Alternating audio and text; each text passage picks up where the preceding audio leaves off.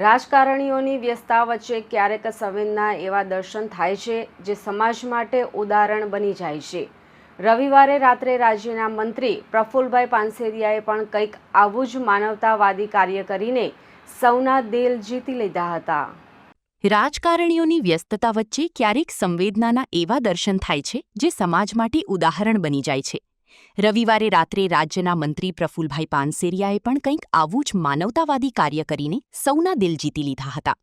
ટ્રાફિકમાં ફસાયેલી એમ્બ્યુલન્સની રાહ જોવાને બદલે મંત્રીએ પોતાના જ કાફલાની પાયલોટ કારમાં અકસ્માતમાં ઈજાગ્રસ્ત યુવાનને સારવાર અર્થે ખસેડ્યો હતો। રવિવારે રાત્રે અંદાજે 8:15 વાગે મંત્રી પ્રફુલ્લભાઈ પાનસેરિયા મહુવા તળાજા ગામના સ્નેહમિલન કાર્યક્રમમાં હાજરી આપી પરત ફરી રહ્યા હતા। આ દરમિયાન એન્થમ સર્કલ પાસેથી પસાર થતી વખતે તેમની નજર રસ્તાની સાઇડમાં પડેલા એક 20-22 વર્ષના યુવાન પર પડી હતી, જે અકસ્માતનો ભોગ બન્યો હતો। એમ્બ્યુલન્સની રાહ જોવાને બદલે તાત્કાલિક નિર્ણય મંત્રીએ તાત્કાલિક પોતાનો કાફલો થોભાવી દીધો હતો અને નીચે ઉતરી યુવાનની સ્થિતિ જાણવાનો પ્રયાસ કર્યો હતો। સ્થળ પર હાજર લોકોએ જણાવ્યું કે ભારે ટ્રાફિક હોવાને કારણે એમ્બ્યુલન્સ આવવામાં વિલંબ થઈ રહ્યો છે। પરિસ્થિતિની ગંભીરતા સમજીને મંત્રીએ સમય બગાડવાને બદલે પોતાની સાથે રહેલી પાયલોટ જીપ સરકારી પ્રોટોકોલ કારમાં જ યુવાનને સુવડાવ્યો હતો। પોલીસ જવાનોને તાત્કાલિક યોગી ચોક સ્થિત સમર્પણ હોસ્પિટલ પહોંચવા આદેશ આપ્યો હતો।